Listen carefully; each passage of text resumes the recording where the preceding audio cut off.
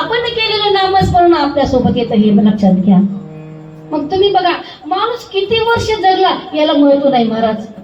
किती वर्ष जगला याला महत्व नाही. तो कसा मेला यालाही महत्व नाही. पण तो आपलं जीवन कसा जगला याला फार महत्व आहे बर का.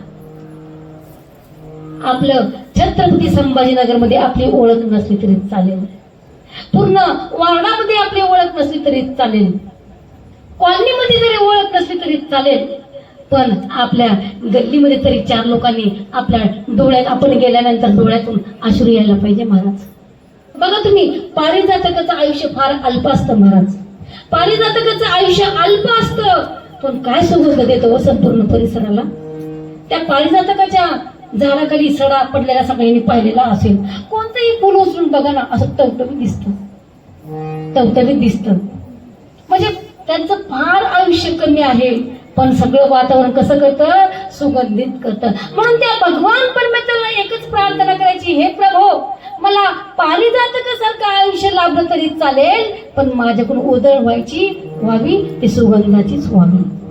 म्हणून एक गोष्ट लक्षात घ्या, नाही आपल्याला चांगलं करता आलं तर वाईट सुद्धा करू नये. नाही आपल्याला मंदिरात जाता नाही आलं तरी चालेल.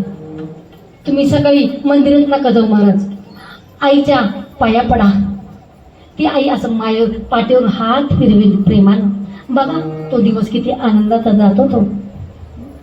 अरे ऊपर जिसका अंत नहीं उसे आसमां कहते हैं, ऊपर जिसका अंत नहीं उसे आसमां कहते हैं, जिसके प्यार का अंत नहीं उसे माँ कहते हैं, उसे माँ कहते हैं. मग कौन सी है वो चीज जो यहाँ नहीं मिलती. सब कुछ मिल जाता है लेकिन माँ नहीं मिलती, लेकिन माँ नहीं मिलती. म्हणून आई वडिलांचं फार फार उपकार आपल्यावर आहेत हे लक्षात घ्या.